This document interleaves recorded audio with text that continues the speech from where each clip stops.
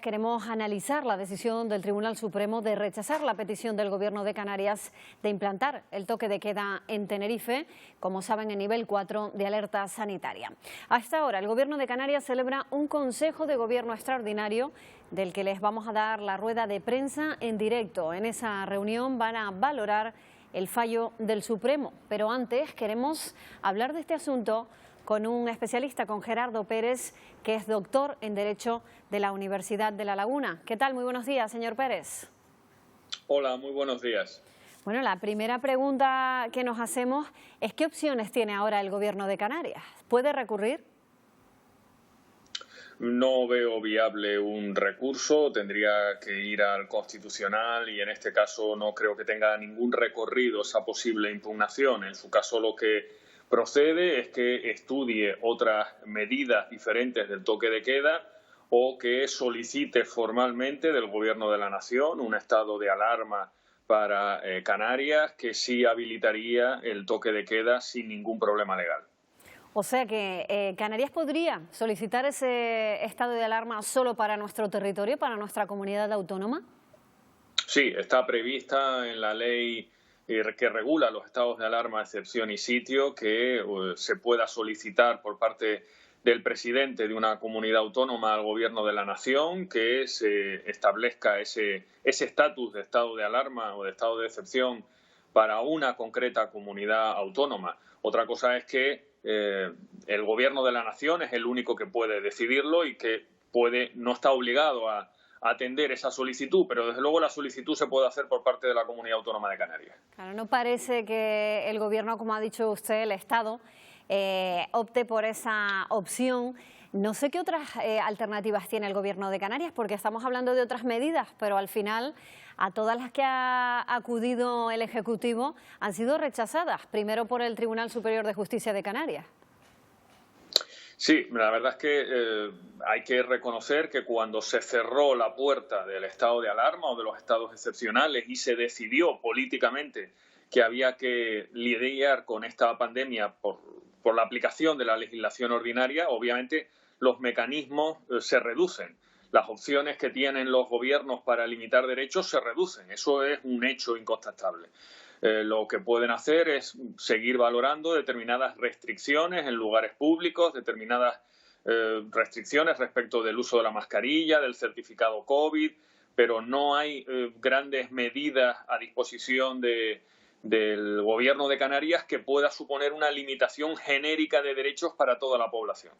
Con respecto a ese certificado COVID, también se han suscitado algunas dudas en torno a su legalidad, a la opción de pedirlo para entrar en el interior de determinados establecimientos. Mucha gente, incluso en las redes sociales, se ha manifestado ya en contra de presentar ese certificado. ¿Sería legal? ¿Pueden obligarnos a enseñarlo?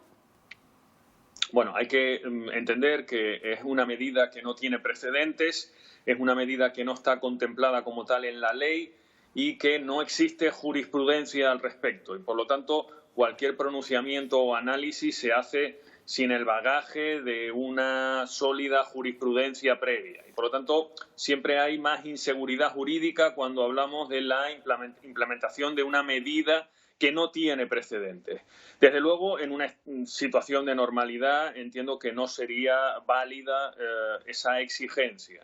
Estando en una situación de pandemia, estando en una situación de emergencia sanitaria y habiendo habilitado a los gobiernos de las comunidades autónomas a lidiar con esta situación de emergencia sanitaria por medidas extraordinarias, puede que tenga cabida, habida cuenta de que no supone una utilización ni disponer de datos privados como tal, y es una medida que yo creo que sí puede tener amparo constitucional. También nos hemos preguntado por qué se ha podido hacer en otras comunidades autónomas y en la nuestra no. Muchos aluden a la redacción de ese texto que se lleva hasta el Supremo, después de haberse llevado al Constitucional. De hecho, el Constitucional hacía referencia a ese texto que no detallaba suficientemente los pormenores por los que se pedía ese toque de queda en Canarias. Bueno, en realidad era el Tribunal Supremo el que establecía ese criterio. Sí es cierto que en los localidades en las que se ha implementado un toque de queda no era en toda una comunidad autónoma, no era en este caso en toda una isla, sino que eran en concretos municipios y parece que los números del índice de implementación de lo que es el COVID eran claramente superiores a los que hay en Canarias y había una explicación, una motivación, una proporcionalidad entre la medida y esa situación sanitaria que a juicio de los tribunales no se da en Canarias. Hay que entender que una limitación de derechos genérica como esa no procede, a mi juicio, en una situación donde no esté el estado de alarma. Habría que individualizarlo bien y establecer esa medida en espacios especialmente acotados, con unos números muy graves y con una motivación y proporcionalidad entre la medida a adoptar.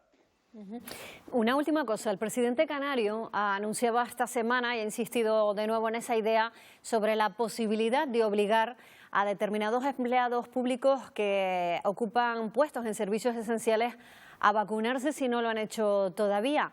¿Sería legal esa obligatoriedad de vacunarse? A mi juicio, no. En estos momentos no existe cobertura legal ni constitucional para esa medida. Desde luego, el Gobierno como tal no creo que tenga capacidad de implementarla. Ni siquiera creo que el Parlamento de Canarias pueda hacerlo.